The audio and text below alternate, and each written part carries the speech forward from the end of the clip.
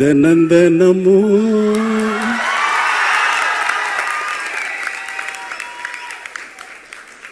ஏன் நினப்பு வளைக்கிறதே என்ன துளைக்கிறதே.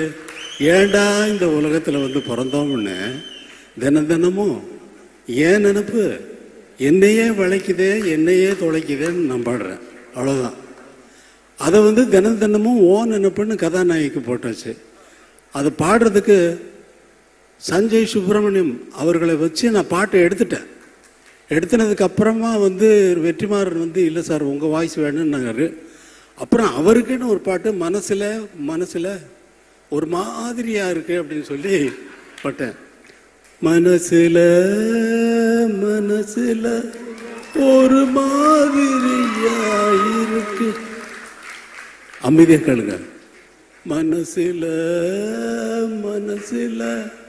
ஒரு மாதிரியாயிருக்கு